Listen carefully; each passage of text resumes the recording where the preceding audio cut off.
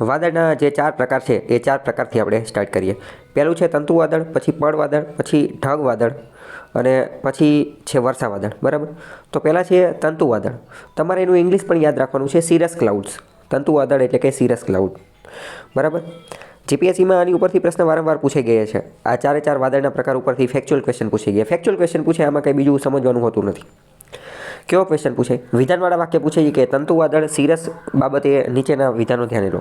તો આકાશમાં 10 કિલોમીટરથી વધુ ઊંચાઈએ જોવા મળે છે. પહેલાં તો 10 કિલોમીટરથી વધુ ઊંચાઈ. વાદળો સૂક્ષ્મ હિમપત્તીઓના બનેલા હોય છે, સૂક્ષ્મ હિમપત્તીઓના.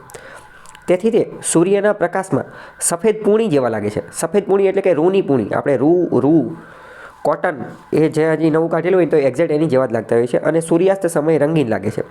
તંતુ વાદળ છે. નામ ઉપરથી ખબર પડી જાય. જો ગુજરાતી નામ જોવો તો ખબર પડી જાય કે તંતુ, તો કે નાના નાના તંતુ હોય. તો કે કોટન, કપાસ, રૂની પૂણી એની અંદર પણ એવા તંતુ હોય. બરાબર. એક્ઝેક્ટ સફેદ હોય અને એમાંથી જ્યારે સૂર્યપ્રકાશ રંગીન એવું બધું લાગતું હોય છે. બરાબર. તો આ પ્રશ્ન આવા પૂછાતા હોય છે.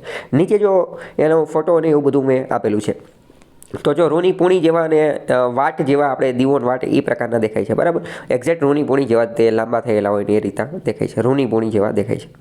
ચલો, આ તંતુ વાદળો જે છે એ વિખરાયેલા પીછાના સ્વરૂપે જ્યારે પથરાયેલા હોય છે ત્યારે સારા હવામાનનો નિર્દેશ કરે છે.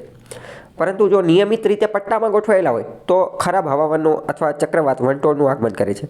આવા વાદળો વરસાદ આપતા નથી. આમ નહીં આપે ને, 10 કિલોમીટર જેટલી ઊંચાઈએ હોય તો ત્યાંથી તો ક્યાં વરસાદ આપશે? બરાબર. બહુ ઊંચે હોય છે.